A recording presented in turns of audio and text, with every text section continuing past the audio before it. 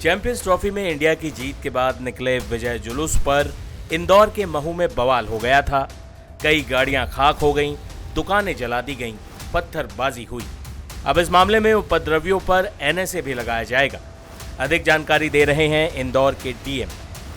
महू में अभी वर्तमान में शांति स्थापित है और अभी तक 48 लोगों के खिलाफ एफआईआर दर्ज कर ली गई है और 15 लोग गिरफ्तार भी कर लिए गए हैं। बाकी शेष के लिए पुलिस की सर्चिंग टीम काम कर रही है।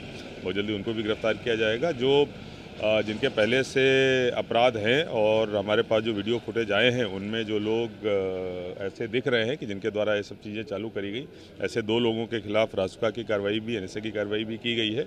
अभी जांच और जारी है, हो सकता है कुछ नाम इसमें और भी जोड़े जाए। सर, बुलडोजर ले जाने की बात सामने आ रही थी कि जो आरोपी हैं उनके अवैध निर्माणों को ढहाया जाएगा। देखिए, इस संबंध में सुप्रीम कोर्ट की एक स्पष्ट गाइडलाइंस जो हैं वो जारी हुई थी और उन्हीं गाइडलाइंस के तहत काम किया जाना है। इसलिए वर्तमान में अभी इस पर विचार नहीं किया जा रहा है। अभी पूरी तरीके से शांति स्थापित रहे और जितने भी अपराधी हैं सबको गिरफ्तार कर लिया जाए, एफआईआर में सबका नाम आ जाए और जो गंभीर अपराधी हैं उनके खिलाफ रासुका की कार्रवाई हो, जो आगे आगामी 1-2 दिनों में और भी हम लोग करने वाले हैं। अभी हम लोग उस पर फोकस कर रहे हैं। सर, शुक्रवार को होली का पर्व आ रहा है, इसको लेकर क्या तैयारियां की गई है पूरे जिले में? देखिए, पूरे ज़िले में हम लोग स्थितियों पे नज़र बनाए हुए हैं। खासतौर पर महू में दोनों पक्षों के साथ लोकल प्रशासन, पुलिस लगातार बातचीत कर रही है और सभी लोग सहमत हैं कि त्यौहार जो हैं वो हर्षोल्लास के साथ में मनाए जाएं। किसी भी तरीके का इस प्रकार का वातावरण निर्मित ना हो, लेकिन फिर भी आगामी त्यौहार को देखते हुए पुलिस फोर्स की मौजूदगी और हमारी नज़र सारी चीज़ों पर रहेगी। डीजीपी निमिष अग्रवाल ने कहा कि दोषियों को किसी कीमत पर छोड़ा नहीं जाएगा। इसमें जो पूरा घटनाक्रम हुआ था उसमें अलग अलग विक्टिम्स के आधार पे लगभग इसमें 8 एफआईआर अभी तक हो चुकी हैं और 13 लोग इसमें अरेस्ट हो चुके हैं। 50 से ऊपर इसमें नामजद आरोपी हैं और उसके अलावा इतने ही लगभग इसमें अन्य आरोपी आइडेंटिफाई भी किए गए हैं। तो 100 से ऊपर लगभग इसमें आरोपी अभी तक हो चुके हैं। ये 8 जो एफआईआर हुई है, इसमें क्या मुस्लिम समाज ने भी एफआईआर लिखाई है? हाँ, इसमें दोनों पक्षों की तरफ से एफआईआर है। जो इसमें विक्टिम्स हैं उसके हिसाब से एफआईआर है। अभी किस तरह की स्थिति है सर? अभी शांतिपूर्ण स्थिति है। पूरा कल से लेकर अभी तक पूरा घटनाक्रम के बाद से लगातार शांति बनी हुई है और हम लोग इसमें शांति बनाए रखने के लिए प्रतिबद्ध हैं। किसी भी व्यक्ति को यहाँ की शांति बिगाड़ने का मौका नहीं दिया जाएगा। कड़ी कार्रवाई की जाएगी। इस संबंध में सभी लोग उसको ध्यान दें और सोशल मीडिया को भी मॉनिटर कर रहे हैं। वहाँ भी अगर कोई अफवाह फैलाने का प्रयास कर रहा है तो हम उस पर भी कार्रवाई कर रहे हैं। मेरा लोगों से आग्रह है कि किसी भी तरह के बहकावे में ना आए। कहीं भी जो है इस तरह का उनको कोई बहकाता है कि कुछ पथराव हो रहा है, आगजनी हो रही है, तो उस चक्कर में ना आए। रात को भी सर एक घटना हुई थी, कहाँ की और क्या घटना थी, आगजनी की? उसमें एक सूचना आई थी कि चौपाटी पे किसी ठेले में आग लगी है, तो उसको वेरीफाई किया जा रहा है। वहाँ पे छोटा सा बाजार टाइप का है और कभी कभी शॉर्ट सर्किट से भी इस तरह के घटनाक्रम हो जाते हैं, तो उसको पूरी तरह वेरीफाई किया जाएगा। जो दोनों पक्षों पर एफआईआर की गई, दोनों पक्षों की तरफ से, उसमें किन धाराएं में की गई है? उसमें सभी धाराएं हैं, दंगे की हैं, बलवे की हैं और मारपीट, पथराव, हर चीज़ की उसमें धाराएं लगी हुई हैं। सर, एनएसए की की गई कार्रवाई की जा रही है और कार्रवाई खत्म होने के उपरांत आपको अवगत कराएंगे।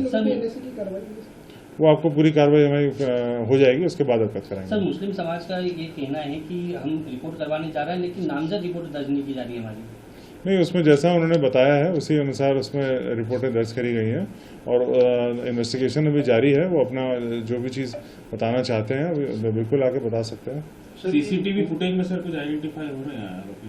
बिल्कुल, बहुत सारे लोगों के बनाए हुए वीडियोस भी हमारे पास अवेलेबल हो गए हैं और सीसीटीवी फुटेज तो यहाँ नेटवर्क है ही पूरा, तो उसका भी हमारे पास इनपुट अवेलेबल है। सर, ये अभी तक ये पूरा मामला निकल के क्या सामने आया? क्या मुख्य कारण अभी तक सामने आए हैं इस चीज? मुख्य कारण तो इसमें यही है कि जो जुलूस निकला उसमें जामा मस्जिद के सामने से जब वो निकल रहा था तब वहाँ पे तनाव की स्थिति उत्पन्न हुई और फिर जो झगड़ा वहाँ से शुरू हुआ फिर वो पूरे शहर भर में फैलता गया। सर, वो सूतली बम फेंकने की जो बातें सामने रही, क्या वो सत्यता है कि क्या वो कहानी क्या है आखिर वो? इस संबंध में अभी हम जो है विवेचना कर रहे हैं। अभी तक तो हमें कोई प्रमाण मिला नहीं है और विवेचना में देखते हैं आगे क्या आता है। सर, इतने सारे पत्थर एक साथ आना और इस तरीके का, तो क्या ये प्री प्लान है कि सर अभी तक जिस तरीके से एफआईआर में एक चीज दर्शाई गई है? नहीं, ये अभी इस पर हमें विवेचना भी जारी है। इसको हम स्पष्ट नहीं कर पाएंगे। अभी हमारा पूरा इसमें कार्रवाई होने के उपरांत ही बता पाएंगे वो चीज़। वहीं इंदौर की एसपी ग्रामीण हितिका वसल ने बताया कि अब पूरे इलाके में शांति है। मार्केट पूरी तरह खुल गया है आज और लोग जो हैं वो अपना नॉर्मल आवागमन कर रहे हैं। बिल्कुल शांति का माहौल है। पुलिस फोर्स डिप्लॉयड है और 8 FIR अभी तक की गई हैं, जिसमें 13 लोगों की अरेस्ट हो चुकी है। और जनजीवन किस तरह का है और सुरक्षा व्यवस्था खास तौर पे बात करें जो धर्मस्थलों पर लगाई गई है? सुरक्षा व्यवस्था बिल्कुल प्रॉपर तरीके से सब जगह तैनात है। ड्रोन चेकिंग भी लगातार चल रही है। हाई राइज बिल्डिंग पे भी लोग लगातार तैनात हैं और पुलिस फोर्स जो है बिल्कुल मुस्तैदी से काम कर रही है और अभी कहीं पे भी कोई प्रॉब्लम नहीं आ रही है। इस विवाद में दोनों पक्षों के अलग अलग दावे हैं। जाते जाते आपको दोनों पक्षों के धार्मिक लोग क्या कह रहे हैं ये भी दिखा देते हैं। मेरा नाम मोहम्मद जाबिर है।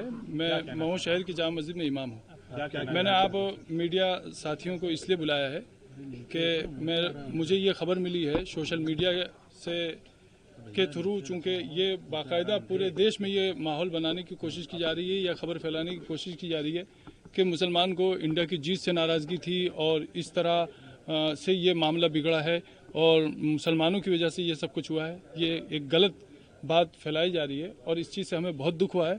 मुस्लिम कौम को या मुस्लिम समाज को इस तरह बदनाम करने की कोई ज़रूरत नहीं है। मुसलमान भी इसी देश के वासी हैं। ये परसेप्शन चूँकि देश में बहुत सारे लोगों ने पहले से ही बना रखा है कि मुसलमान जो है वो देश विरोधी हैं, और जबकि कहानी यहाँ पर जो शुरू हुई है वो इस तरह शुरू हुई है कि सबसे पहली चीज़ शासन प्रशासन से जिस तरह की चूक हुई है, उन चूकों के चलते यहाँ पर यह हादसा हुआ है। दोनों तरफ के लोगों से की सहमति, शासन की प्रशासन की मौजूदगी में और बीचवानी में रहकर ये बात रखकर ये बात तय हुई थी कि जामा मस्जिद के इस रूट से किसी तरह का जुलूस नहीं निकलेगा। रात को जो जुलूस निकला उसकी पहली बात तो कोई परमिशन नहीं थी, उसकी कोई आगवानी करने वाला नहीं था। वो एक उपद्रवियों की भीड़ थी। वो इंडिया की जीत के नाम पर मस्जिदों और धर्म स्थलों के बाहर सिर्फ शोर शराबा करना और नारा करना उनका काम था। लोग नमाज से जब निकले हैं तो उस वक्त में ये भी हुआ है कि सुतली बम मस्जिद पर फेंका गया। अब इसका इंडिया की जीत से क्या लेना देना था? क्या मस्जिद पर बम फेंकने से इंडिया की जीत का जश्न मनेगा? ये बहुत बुरी बात हुई है और इस चीज़ का हमें बहुत दुख है कि एक तरफ गलती करने वाले गलती कर रहे हैं, दूसरी तरफ कुछ लोग ऐसे हैं जिनके हाथ में किसी भी तरह का सोशल मीडिया का कोई सा भी प्लेटफॉर्म या आईडी है तो वो उसके थ्रू ये फैलाने की कोशिश कर रहे हैं कि मुसलमान जो है वो देश का विरोधी है और इंडिया की जीत से उसको तकलीफ है वगैरह वगैरह वगैरह। हम इस चीज़ से बहुत दुखी हैं और बहुत साफ साफ कहना चाहते हैं कि हमारी मस्जिद न पाकिस्तान में है न हमारे महल्ले बांग्लादेश में है। हम इसी हिंदुस्तान के निवासी हैं, इसी हिंदुस्तान में हम रहे हैं, इसी हिंदुस्तान में हम रहते हैं, इसी हिंदुस्तान के साथ हमारा रिश्ता है। इस तरह की बातें करना ये और फिर कुछ लोगों की तो मैं समझता हूँ कुछ लोगों की तो रोजी रोटी या नेतागिरी या उनका अपना जो भी प्रोफेशन है वो तो हिंदू मुस्लिम पर चल रहा है। तो उन लोगों के पास पद है या ओहदा है या पावर है, वो इस तरह की बात करते हैं, उनको शोभा नहीं देता। मतलब ठीक है आप किसी की चापलूसी कर सकते हैं लेकिन आप किसी की बात से उस वक्त तक सहमत नहीं हो सकते जब तक उसमें सच्चाई ना हो। मैं आचार्य पंडित कपिल शर्मा, बताएं किस विषय में पत्रकार वार्ता बुलाई? सकल हिंदू समाज की ओर से पत्रकार वार्ता है। अभी सोशल मीडिया के माध्यम से देखने में आ रहा है कि हमारे शहर काजी जी आरोप प्रत्यारोप कर रहे हैं, अलग अलग प्रकार के आरोप लगा रहे हैं और वो सारे आरोप निराधार हैं। उन आरोपों में कोई सत्यता नहीं है। जैसे उन्होंने एक विषय रखा शहर काजी जी ने कि क्या परमिशन ली गई थी जुलूस निकालने की, तो ये कोई धार्मिक यात्रा नहीं थी। भारत की विजय का उत्सव भारत में मनाया जा रहा था। युवा साथी उस उत्सव को मना रहे थे, जुलूस निकल रहा था। जब वो उस क्षेत्र में पहुंचते हैं तो अचानक से मस्जिद में से भीड़ आती है, नारेबाजी करती है और उन लोगों के साथ मारपीट करना चालू कर देती है, गाड़ियां तोड़ती है, आग लगा देती है। उसके बाद जामा मस्जिद क्षेत्र में विवाद चल रहा है और विवाद अचानक पत्ती बाजार में चालू हो जाता है, किरवानी मोहल्ले में चालू हो जाता है, टाल मोहल्ले में चालू हो जाता है। तो ये तो सुयोजित था और सुयोजित तरीके से इसको किया गया। फिर शहर काजी जी बोल रहे हैं कि आपने रस्सी बम जला के और वहाँ पर उस भीड़ ने वहाँ मस्जिद में फेंका। अरे अगर रस्सी बम जला के फेंका तो आपके पास उसका कोई साक्ष्य है, प्रमाण है? आप वीडियो डालिए ना। सब जगह सीसीटीवी कैमरे लगे हुए हैं। वहीं मस्जिद के पास में एक डेयरी है, वहाँ पर सीसीटीवी कैमरे हैं, सामने दुकानें हैं, वहाँ सीसीटीवी कैमरे हैं। आप वो फुटेज डालिए सोशल मीडिया पे, बताइए कि हाँ ये हुआ है। अगर सोशल मीडिया पे आप फुटेज डालते हैं तो सत्य है बात। फिर आप ये बोल रहे हैं कि इनने परमिशन किससे ली। तो परमिशन किस बात की लेनी थी और परमिशन क्यों लेनी थी? जुलूस निकाल रहे थे, शांतिपूर्वक तरीके से निकाल रहे थे, और उसके बाद इतनी अराजकता, शहर में 3 घंटे तक गाड़ियां तोड़ी गई, गाड़ियां जलाई गई, लोगों के घरों पे पथराव किया गया। हिंदू समाज ने तो ऐसा कहीं भी कुछ नहीं किया। हम लोगों को तो ऐसा लगता है कि बड़ा अजीब सा एक माहौल बन गया है, अजीब सा माहौल बन गया। जैसे कल मौलाना जी बोल रहे थे कि मेरी कौम को बदनाम मत कीजिए। अरे आपकी कौम को बदनाम कर रहे हैं आप, हमारे सकल हिंदू समाज को बदनाम कर रहे हैं।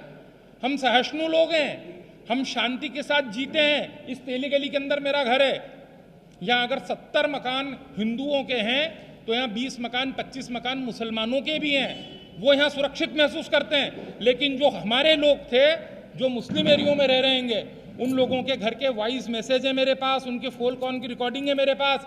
वहाँ बच्चे औरतें पीछे से रो रही हैं, 3-3 मंजिल तक पत्थर गए हैं, पेट्रोल बम फेंके गए। ये इतनी रात में पेट्रोल कहाँ से आ गया? पेट्रोल कैसे बन गए? पेट्रोल बम बन कैसे गए? तो हम लोग अराजक नहीं हैं, हम शांति प्रिय लोग हैं, हम सबको साथ लेके चलने वाले लोग हैं। हमारा ध्येय वाक्य वसुदेव कुटुंबकम। और मौलाना जी बोल रहे हैं कि उनकी कौम को हम बदनाम कर रहे हैं, उनकी कौम पे हम आरोप कर रहे हैं। अरे हम कहाँ आरोप लगा रहे हैं? आपके मस्जिद से लोग निकलते हैं, मारापीटी करते हैं, वीडियो सोशल मीडिया पे वीडियो चल रहा है।